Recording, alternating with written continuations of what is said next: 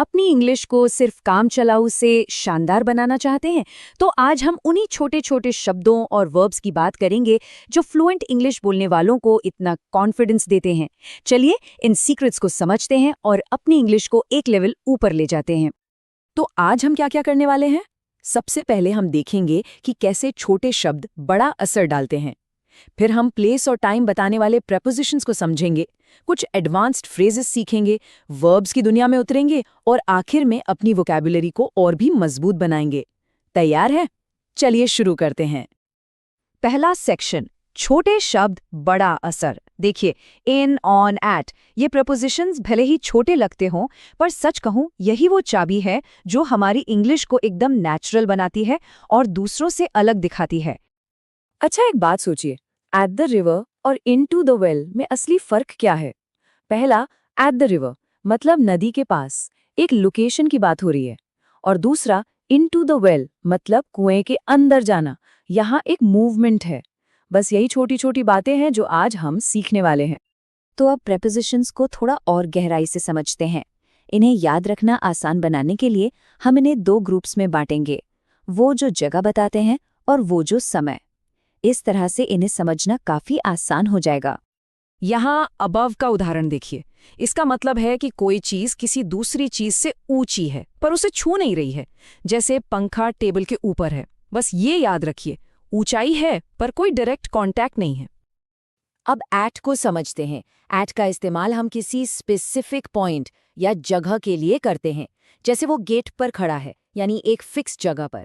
सोचकर देखिए, at the bus stop, at the corner या at the top of the page. ये खास बिंदु की बात करता है। ये वाला तो बड़ा मजेदार है। हम अक्सर कहते हैं पक्षी पेड़ पर बैठे हैं, पर इंग्लिश में ये इन द ट्री है। क्यों? क्योंकि वो असल में शाखाओं और पत्तों के बीच मतलब उसके अंदर बैठे हैं। ये एक बहुत ही कॉमन मिस्टेक है, पर अब से ये गलती नहीं होगी। यहाँ एक बहुत ही छोटा लेकिन जरूरी फर्क है। जब किसी बीमारी से मौत होती है तो हम फ्रॉम का इस्तेमाल करते हैं, जैसे डाइड फ्रॉम फीवर, जो सीधा कारण बताता है।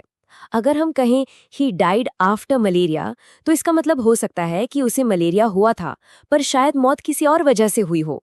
तो पॉइंट ये है, फ्रॉम डायरेक्ट कॉज बताता है।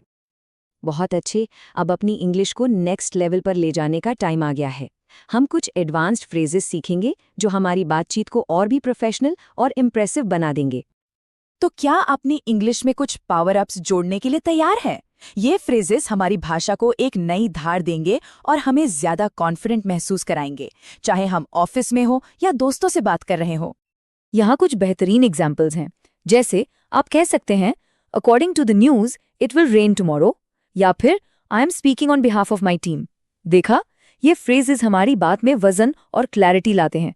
इन्हें अपनी वोकैबुलरी का हिस्सा जरूर बनाइए। चलिए अब बात करते हैं इंग्लिश के एक्शन वर्ड्स यानी वर्ब्स की। हाँ, इर्रेगुलर वर्ब्स को याद रखना थोड़ा मुश्किल हो सकता है, पर घबराइए नहीं, एक ट्रिक है। अगर हम इन्हें एक जैसे पैटर्न्स वाले ग्रुप्स में सीखें तो ये काम बहुत आसान हो जाता है। जरा इस पहले ग्रुप को देखिए, राइट, रोट, रिटन। यहाँ वॉवल आई से ओ और फिर वापस आई हो रहा है। स्पीक, स्पोक, स्पोकन में भी कुछ ऐसा ही है, जबकि बाय, बॉट, बॉट में पास्ट और पास्ट पार्टिसिपल फॉर्म एक जैसे हैं। इन पैटर्न्स को पहचानना ही इन्हें याद रखने का सबसे अच्छा तरीका है। अब ये दूसरा ग्रुप देखिए, ईट, एट, ईटन। यहाँ तीनों फॉर्म्स अलग अलग हैं। गो, वेंट, गॉन में भी यही होता है। इन्हें याद करने का सबसे अच्छा तरीका है कि इन्हें बार बार दोहराया जाए और इनसे सेंटेंसेस बनाए जाएं, जैसे I saw a movie yesterday. Try जरूर कीजिए। और अब आ गए हम अपने आखिरी हिस्से में। चलिए अपने वोकैबुलरी की टूलकिट को कुछ ऐसे जरूरी शब्दों से भरते हैं जो रोज की बातचीत में बहुत काम आते हैं। पहला शब्द है फॉरगिव, यानी माफ करना, किसी की गलती को भूलकर आगे बढ़ जाना, जैसे it's important to forgive and move on. अगला शब्द है अपोलोजाइज, यानी माफी मांगना, अपनी गलती मानकर उसके लिए खेद जताना, जैसे you should apologise for being late. फिर है सॉल्व, यानी सुलझाना, किसी मुश्किल या प्रॉब्लम का हल निकालना, जैसे let's work together to solve this issue. और हमारा आज का आखिरी शब्द है रिमेंबर, यानी याद रखना, किसी बात को ध्यान में रखना, जैसे always remember to be kind. तो आज हमने प्रेपोजिशंस की बारीकियों, वर्ब्स के पैटर्न्स और कुछ नए शब्दों को समझा। अब एक चैलेंज है, आज आप इनमें से कौन सा शब्द अपने सेंटेंस में इस्तेमाल करने वाले हैं, हमें ज़रूर बताइए। याद रखिए, भाषा सीखने का सबसे अच्छा तरीका है उसे इस्तेमाल करना। तो बस अभ्यास करते रहिए।